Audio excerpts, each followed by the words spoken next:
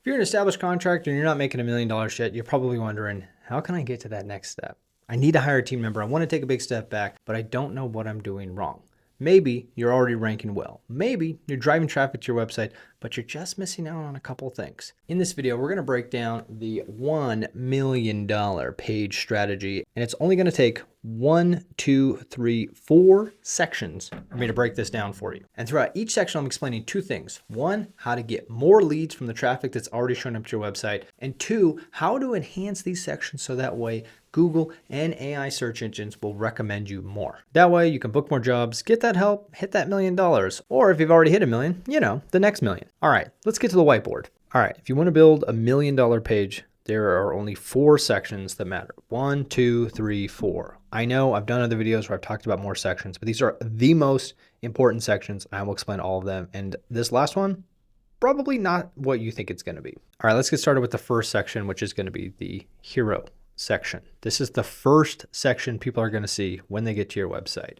When you have your hero section, the big thing is you're going to have your logo in the top left, menu across the top, and a call to action button in the top right. What's that call to action button going to be? Something like book now, or maybe even just your phone number, right? The key is that if people are ready to take an action, don't get in their way. People usually start here on the website and look across and make it very clear there's a call to action here. It's often good to mirror that call to action either here in the middle or over to the left. And so what we'll often do is we'll have a headline right here. This is what we do, but in the tone of serving the client. So this is what we do. And then have a subheader that starts to add some credibility.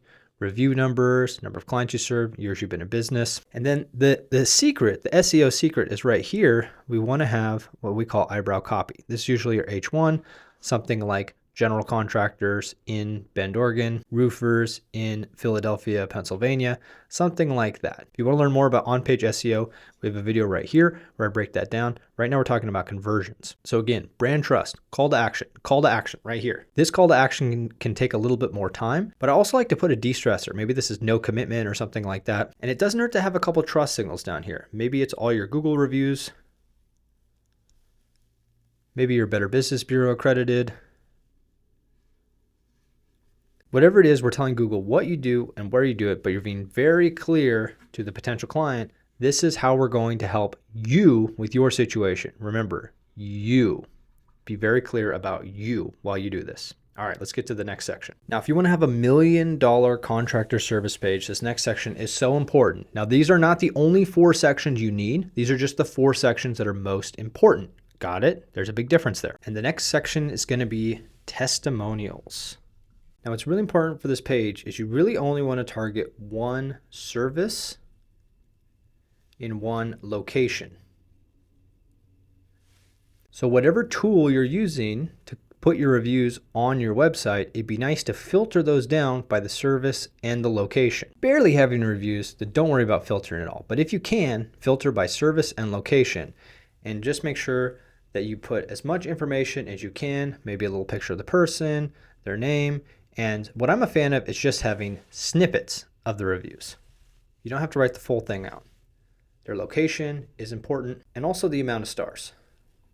The actual layout of this doesn't matter so much, but the more people can see that you do the service that they're looking for, the more that AI search engines can see that you do this service in this location, even better. And if you want a +1 here, you can have a featured project. What I like to do for that is maybe have like a 4-pack of images, or maybe a before and after, and you just start to mention a little subheadline here, and then just a few lines, maybe like 2 paragraphs worth, maybe even a bullet list, and you're basically going through a project. Guess what? You're going to be able to touch on so many keywords naturally by featuring this project. This is massively helpful, okay? So if you can do a testimonial section and include a featured project section, you're going to be way ahead of the competition. It's going to be getting you closer to getting to that $1 million page. But now we got to get to the next section. And the next section that's so important if you're on your way to $1 million biz is the FAQ. Now, why is this important, Sam? You may be asking me. Well, it's for 2 reasons. One is you want to think about the people. And 2, you want to think about the search engines. When we're thinking about the people, what are the actual questions that people ask you all the time? Put these in the FAQ section. If you don't do this, I don't really know like how else to say this, but ask the questions that people ask you and answer them. It's that simple. Like this is probably the easiest way that you can help conversions. By the way, if you're ever going to do blogs for local SEO, which by the way, not the way that you actually make money, but if you were to do blogs, they would branch off of these questions that people are actually asking. And then you can use internally linking on those blogs back to your service pages, and that actually helps you rank higher. Now, what about the search engines? What questions should you be asking there? Well, that's where things like people also ask, which are the questions that pop up on Google, can be helpful, and you can use that to answer questions that the search engines know other people are already asking in the search engines. Remember, when ChatGPT gets a prompt, the first thing it does for local businesses is it runs a search, and it's doing some sort of internal people also ask, where it's doing somewhere between like 2 to 6 searches to provide recommendations in its answer. And so if you've already answered those questions and maybe dug deep with some blogs, again, not a lot because those don't make you money, but they support the decision, this can be massively helpful. And if you want a +1 for this, don't worry about that frowny face. What I want you to worry about is schema. Now there's a couple different types of schema out there. Everybody throws out this word schema and it's the magic pill for AI SEO. And that's wrong, okay? There's multiple types of schema. One of them is the local business schema. That should only be on your homepage, and that talks about your whole business in general. Now what we're talking about right now is called the FAQ schema. You can put your FAQ schema on the specific page we're talking about here. Remember, you're gonna have multiple pages to match this 1,000,000-page strategy. That's how you're gonna get to $1 million.